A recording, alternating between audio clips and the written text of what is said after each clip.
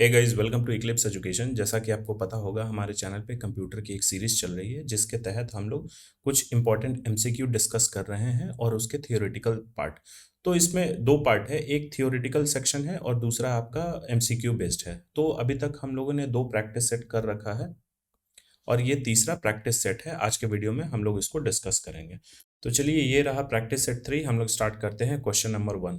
Computer के जनक Charles Babbage के द्वारा सबसे पहला कौन सा कंप्यूटर खोजा गया था? मतलब चार्ल्स बैबेज जी, जिन्हें फादर ऑफ कंप्यूटर बोला जाता है, उनके द्वारा सबसे पहला कंप्यूटर कौन सा खोजा गया था? उस कंप्यूटर का नाम क्या था? तो यहाँ हमारे पास चार ऑप्शन है। इसका आंसर है डिफरेंस इंजन। तो चार्ल्स बैबेज जी के द्वारा 1822 में 1822 में एक कंप्यूटर खोजा गया था जिसका नाम था डिफरेंस इंजन। तो ये मैंने थियोरेटिकल पोर्शन में अच्छे से समझा दिया है कि वो किस पर्पस से उन्होंने ये कंप्यूटर डिजाइन किया था। अब चलिए, क्वेश्चन नंबर 2 हम लोग देखते हैं। कंप्यूटर शब्द का फुल फॉर्म क्या है? ये थोड़ा बहुत लगा कि हो सकता है किसी भी एग्जाम में ये पूछा जाए, तो आपको पता होना चाहिए कंप्यूटर का फुल फॉर्म। तो इसका राइट आंसर होगा common operating machine purposely used for technical and educational research. तो ये आप लोग कॉपी में पेन डाउन कर सकते हैं, उसे लिख सकते हैं। ये शायद कभी पूछा जा सकता है, हालांकि आपको इन्फॉर्मेशन होना चाहिए इसकी। तीसरा क्वेश्चन है, कंप्यूटर इंस्ट्रक्शन क्या है? इसका मतलब, इंस्ट्रक्शन का मतलब होता है आदेश। तो इसे क्या बोला जाता है? ये कंप्यूटर की भाषा में होता क्या है computer instruction? Option a processed तथ्य तथा आंकड़े, मतलब processed facts and figure. Option number B बोल रहा है ऐसे तथ्य या फिर आंकड़े जिन्हें अभी प्रोसेस नहीं किया गया है और उनका अपने आप में कोई मतलब नहीं होता। तीसरा, प्रयोक्ता द्वारा कंप्यूटर को दिया गया कार्य या फिर आदेश। प्रयोक्ता मतलब यूजर, तो यूजर द्वारा एक किसी भी कोई भी यूजर अगर कंप्यूटर को कोई कार्य देता है या फिर आदेश देता है। ये ऑप्शन नंबर सी बोल रहा है। और ऑप्शन नंबर डी बोल रहा है परस्पर संबंधित कार्यों का एक समूह। तो इसके हिसाब से कंप्यूटर इंस्ट्रक्शन क्या है? इसका राइट आंसर होगा ऑप्शन सी, प्रयोग यूजर द्वारा कंप्यूटर को दिया गया कार्य या फिर आदेश। क्वेश्चन नंबर 4 देखते हैं। निम्नलिखित में से कौन सा एक कंप्यूटर का कार्य नहीं है? मतलब ये काम कंप्यूटर नहीं कर सकता है। डेटा को स्वीकार करना, तो ये कंप्यूटर करता है इनपुट के जरिए। जब हम लोग इनपुट देते हैं तब डेटा, कंप्यूटर इनपुट, उसे एज इनपुट स्वीकार करता है। Option number B, give results, परिणाम देना। जाहिर सा बात है, कंप्यूटर को जब हम कोई कार्य करने के लिए देते हैं तो वो हमें कार्य करके, प्रोसेस करके, फिर हमें एज आउटपुट उसका रिजल्ट देता है। तीसरा, स्टोर डेटा, कंप्यूटर में डेटा स्टोर किया जाता है। ऑप्शन नंबर डी है क्लीन डेटा, डेटा को साफ करना। तो ये काम कंप्यूटर का नहीं है। यहाँ आप देख सकते हैं आंसर है। क्वेश्चन नंबर 5 है, कोडेड निर्देश जिसे इंस्ट्रक्शन बोला जाता है, कि सूची को क्या कहा जाता है? मतलब कोडेड इंस्ट्रक्शन की सूची की लिस्ट को क्या हम लोग बोलते हैं? कंप्यूटर प्रोग्राम, इंफॉर्मेशन, एल्गोरिदम या फिर फ्लो चार्ट। तो इसका राइट आंसर होगा कंप्यूटर प्रोग्राम। मतलब कि यहाँ कहने का मतलब है ऐसे इंस्ट्रक्शन, ऐसे निर्देश जिसे खास किसी काम के लिए कोड किया गया है। जैसे कि अगर कोई गेम है, कोई वीडियो गेम बनाता है, तो वीडियो गेम में वो बहुत सारे इंस्ट्रक्शन को एक सीरीज में लिखते हैं, डिजाइन करते हैं, तब जाके वो गेम तैयार होता है। तो उसे बोला जाता है कंप्यूटर प्रोग्राम। क्वेश्चन नंबर 6 है, सुपर कंप्यूटर के जनक कौन है? आप सभी को पता होगा सुपर कंप्यूटर क्या होता है। और ये क्वेश्चन पटना हाई कोर्ट के जो लास्ट ईयर असिस्टेंट का एग्जाम हुआ था उसमें भी ये क्वेश्चन पूछा गया है। Who is known as the father of super computing? थोड़े से शब्द इधर उधर रह सकते हैं, लेकिन आपको बेसिक पता होना चाहिए कि सुपर कंप्यूटर के जनक कौन है, सुपर कंप्यूटर के फादर किन्हें कहा जाता है। Charles Babbage, Alan Turing, Seymour Cray या फिर इनमें से कोई नहीं। तो इसका राइट आंसर होगा सीमोर क्रे। तो सीमोर क्रे जी ने 1964 में एक सुपर कंप्यूटर डेवलप किया था जिसका नाम था CDC 6600। तो ये सबसे पहला सुपर कंप्यूटर था जो सीमोर क्रे जी के द्वारा 1964 में ये डेवलप किया गया था। यहाँ पे मैं डेट लिख देता हूँ, आप लोग इसे नोट डाउन कर सकते हैं।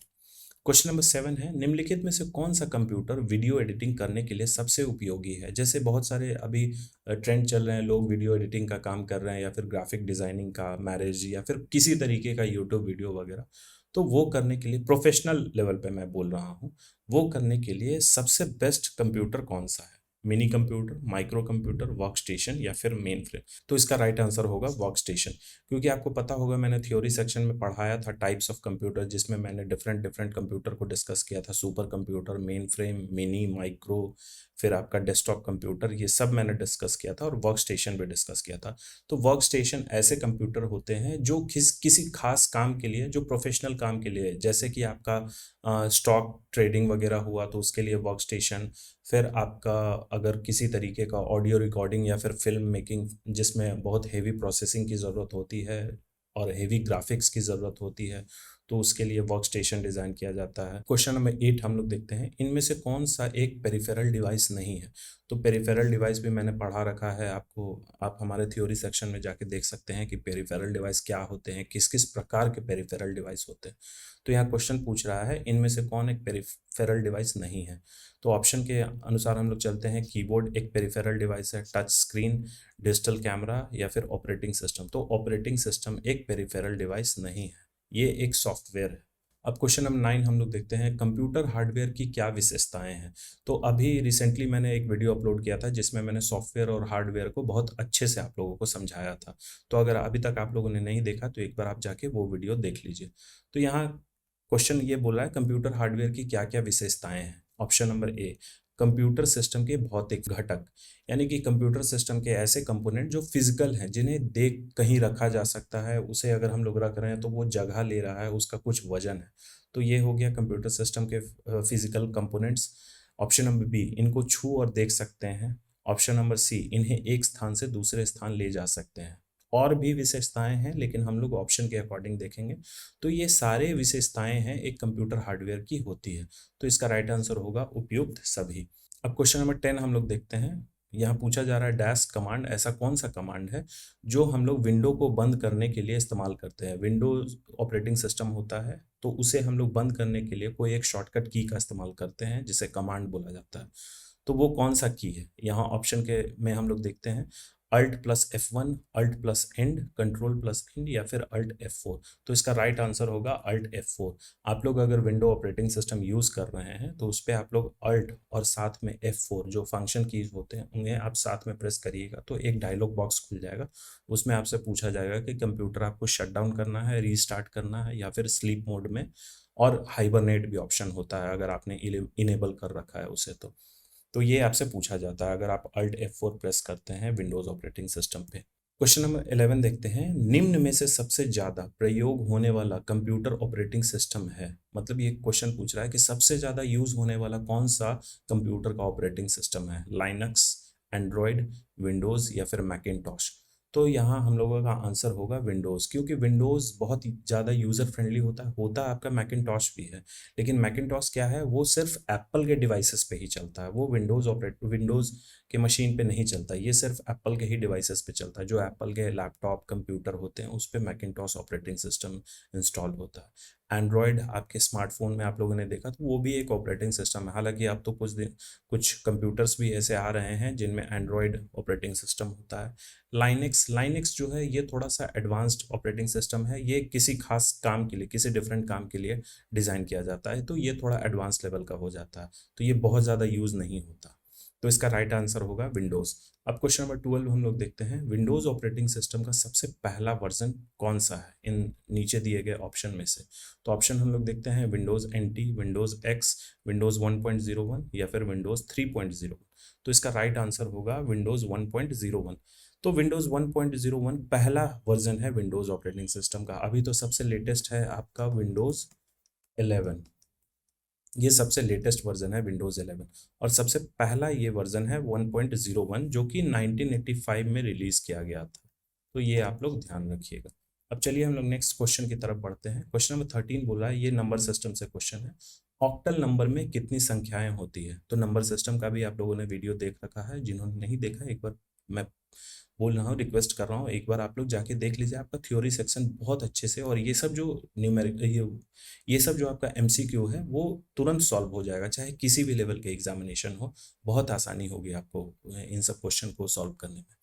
तो यहाँ क्वेश्चन नंबर 13 बोल रहा है, ऑक्टल नंबर में कितनी संख्याएं होती हैं। तो जैसा हमने पढ़ा था, बाइनरी नंबर जो होता है उसमें 2 संख्याएं होती हैं, 0 एंड 1। फिर हेक्साडेसिमल में आपका 16 डिजिट होता है। फिर आपका ऑक्टल नंबर हो गया। तो यहाँ पूछा जा रहा है ऑक्टल डेसिमल में 10 डिजिट होता है। ऑक्टल नंबर में टोटल 8 डिजिट्स होती हैं, जो कि आपका 0 से लेके 7 तक होता है। अब क्वेश्चन नंबर 14 है, बाइनरी नंबर सिस्टम किनके द्वारा खोजा गया था? तो बाइनरी नंबर सिस्टम जो कंप्यूटर सिस्टम इस्तेमाल करता है, जो कंप्यूटर जिस नंबर सिस्टम को फॉलो करता है वो बाइनरी नंबर सिस्टम है, जिसमें आपका 0 और 1 आता है। तो ये पूछा जा रहा है कि ये किनके द्वारा खोजा गया था? तो इसका राइट आंसर होगा आपका Gottfried William Leibniz, option number C. अब क्वेश्चन नंबर 15 हम लोग देखते हैं, राउटर निम्न में से क्या है? तो राउटर आप सभी लोग को पता होगा, राउटर हमारे घर में भी लगा होता है, जिससे हम लोग वाईफाई कनेक्ट करते हैं या फिर आपका इंटरनेट कनेक्ट करते हैं। तो आज के ज़माने में सभी के घर में आपका होता है, और सबसे लेटेस्ट आपका जियो फाइबर का है। तो जियो फाइबर एक मशीन इंस्टॉल करती है जिसे राउटर बोला जाता है। तो ये पूछा जा रहा है कि ये कौन सा डिवाइस है, एक इनपुट डिवाइस है, आउटपुट डिवाइस है, पेरिफेरल डिवाइस है, या फिर इनमें से कोई नहीं। तो ये इसका राइट आंसर होगा, ये एक पेरिफेरल डिवाइस है। इसके जरिए हम लोग कोई इनपुट नहीं दे सकते हैं, ना ही ये इसके जरिए कोई हम लोग आउटपुट दे सकते हैं। आउटपुट कहने का मतलब, अब आप लोग यहाँ कंफ्यूज हो रहे होंगे कि उसमें इनपुट तो हम लोग दे सकते हैं, तो वो इनपुट उस डिवाइस में जा रहा है, और आउटपुट वो हमें कंप्यूटर को आउटपुट नहीं दे रहा है, वो आउटपुट एज अ सिग्नल दे रहा है जिसे हम लोग यूज़ कर रहे हैं, लेकिन हम उसे कोई डेटा नहीं दे रहे हैं उस राउटर को प्रोसेस करने के लिए। तो ये एक पेरिफेरल डिवाइस है जिसके जरिए हम लोग कंप्यूटर को इंटरनेट से कनेक्ट करते हैं। तो ये इसका राइट आंसर होगा, पेरिफेरल डिवाइस। अब क्वेश्चन नंबर 16 है, 9 का बाइनरी कोड क्या है? तो जैसा कि मैंने आपको बताया था, बाइनरी कन्वर्जन के लिए एक तो आप डिवीजन मेथड से चल सकते हैं, लेकिन अगर छोटा नंबर है, ये एक ट्रिक है, अगर कोई छोटा डिजिट है तो उसका मैंने आपको ट्रिक बताया था। आप राइट साइड से लेफ्ट साइड की ओर लिखना शुरू करिए। सबसे पहले 0 लिखिए, फिर 1, और फिर इसका डबल, 1 का डबल 2 होता है, 2 का डबल 4, 4 का डबल 8 और 16। तो यहाँ आप पूछा जा रहा है 9 का बाइनरी कोड क्या होगा? जिस जिस डिजिट को ऐड करके 9 बन रहा है उसके नीचे हम लोग 1 लिख देंगे और बाकी के नीचे 0। तो 8 और 1 को जब हम लोग ऐड करेंगे तो ये 9 होगा, तो 8 के नीचे हम लोग 1 कर देते हैं, और 1 को ऐड कर रहे हैं तो इसके नीचे हम लोग 1, बाकी इन दोनों डिजिट के बीच में जो भी डिजिट आ रहा है उस पर हम लोग 0 डाल देंगे। तो ये 0 के नीचे 0 देने का कोई मतलब नहीं है, लिखेंगे। आप अगर 0 नहीं भी लिखते हैं तो वो कोई बात नहीं है, क्योंकि 0 हम लोग किसी नंबर में ऐड नहीं कर रहे हैं। तो 8 + 1 = 9, तो इसका बाइनरी कोड जो होगा आपका 1001, जो कि ऑप्शन नंबर डी सही है। अब क्वेश्चन नंबर 17 हम लोग देखते हैं, इनमें से कौन सा एक इनपुट डिवाइस नहीं है? तो लाइट पेन जिसके जरिए मैं लिख रहा हूँ, ये एक लाइट पेन है, तो ये एक इनपुट डिवाइस है। बायोमेट्रिक डिवाइस, जैसे आप लोग जब सिम कार्ड खरीदने जाते हैं तो उसमें आपका थंब इम्प्रेशन लिया जाता है एक बायोमेट्रिक डिवाइस के जरिए। तो हम लोग जब अपना थंब उस डिवाइस पे स्कैन करते हैं तो वो कंप्यूटर सिस्टम में इनपुट जा रहा है, हमारा थंब का इमेज कंप्यूटर में जा रहा है, तो वो भी एक इनपुट डिवाइस है। स्कैनर, किसी डॉक्यूमेंट को जब हम लोग स्कैन करते हैं तो वो कंप्यूटर में किस माध्यम के से जाता है? आपका स्कैनर के थ्रू। प्लॉटर, प्लॉटर के जरिए हमें आउटपुट मिलता है। प्लॉटर होता है आपका बड़े बड़े बैनर या फिर फ्लैक्स या मैप प्रिंट करने के लिए इस्तेमाल किया जाता है। तो प्लॉटर एक आउटपुट डिवाइस है। तो ये क्वेश्चन यही पूछ रहा था, इनमें से कौन सा एक इनपुट डिवाइस नहीं। अब क्वेश्चन नंबर 18 हम लोग देखते हैं, GUI का फुल फॉर्म क्या है? तो ये हमने सॉफ्टवेयर में पढ़ा था, सिस्टम सॉफ्टवेयर, जिसके अंदर हम लोग ऑपरेटिंग सिस्टम के बारे में पढ़े थे, जो दो टाइप के होते हैं। एक आपका होता है GUI और एक होता है आपका CUI। तो GUI का मतलब होता है, यहाँ पूछा जा रहा है GUI का फुल फॉर्म क्या है, तो इसका राइट आंसर होगा ग्राफिकल यूजर इंटरफेस। और CUI होता है आपका कमांड यूजर इंटरफेस, जिसके तहत सिर्फ डिजिट्स होते हैं, टेक्स्ट और डिजिट्स, जैसे आपका MS DOS में मैंने एग्जांपल के थ्रू भी आपको दिखाया था। क्वेश्चन नंबर 19, ये रिपीटेड क्वेश्चन है, कई सारे एग्जाम में ये क्वेश्चन पूछा जा चुका है। कंप्यूटर का मस्तिष्क किसे कहा जाता है? इंग्लिश में अगर मैं बोलूँ तो कंप्यूटर का ब्रेन किसे कहा जाता है? तो इसका राइट आंसर होगा CPU, सेंट्रल प्रोसेसिंग यूनिट। किसी भी एग्जाम में आए CPU ऑप्शन में रहेगा, आप वहाँ टिक कर दीजिएगा, वो कंप्यूटर का मस्तिष्क होता है। जैसे कि मैंने इंट्रोडक्शन क्लास में भी आपको बताया था, ये चीज़ अच्छे से समझाया था कि CPU किस तरीके से कंप्यूटर का ब्रेन कहलाता है। क्वेश्चन नंबर 20 बोल रहा है, CUI यानी character user interface operating system कौन सा है? तो नीचे दिए गए ऑप्शन में से हमें बताना है, यूनिक्स, MS DOS, या फिर दोनों, बोथ A एंड B, या फिर ओनली A। तो इसका राइट आंसर होगा ऑप्शन नंबर C, यूनिक्स भी है, एक CUI ऑपरेटिंग सिस्टम है। अब इसका सबसे बेस्ट एग्जांपल मैं देता हूँ, रेलवे में जब आप टिकट बुकिंग करवाने जाते हैं, रेलवे काउंटर पे, मैं घर पे नहीं बात बोल रहा हूँ, IRCTC का वेबसाइट मैं नहीं बोल रहा हूँ, जब आप रेलवे काउंटर पे जाते हैं, वो जिस ऑपरेटिंग सिस्टम का इस्तेमाल करते हैं वो यूनिक्स ही होता है। उसे आप ध्यान से देखिएगा, उसमें सिर्फ आपके कैरेक्टर्स होते हैं, उसमें कोई डेस्कटॉप आइकन्स वगैरह नहीं होता है। तो यूनिक्स ऑपरेटिंग सिस्टम वो लोग इस्तेमाल करते हैं, तो वो एक CUI ऑपरेटिंग सिस्टम है। और MS-DOS, ये भी आपको पता होगा, ये एक CUI ऑपरेटिंग सिस्टम है। तो इसलिए इसका आंसर होगा बोथ ए एंड बी। तो चलिए, यहाँ तक हम लोगों ने 20 मोस्ट इंपॉर्टेंट MCQ डिस्कस किया था, जो कि प्रैक्टिस सेट 3 था। बहुत जल्द ही कुछ दिनों में मैं थ्योरी सेक्शन, जो कि है आपका कंप्यूटर मेमोरी, उसे मैं अच्छे से डिस्कस कर दूंगा। तो thank you guys for watching, और प्लीज़ सब्सक्राइब, शेयर और लाइक करना ना भूलें। और अगर आप लोग हमारे साथ टेलीग्राम पे जुड़ना चाहते हैं, तो ये टेलीग्राम चैनल का लिंक है, और डिस्क्रिप्शन में भी मैं लिंक प्रोवाइड कर दूंगा, आप वहाँ से क्लिक करके ज्वाइन कर सकते हैं।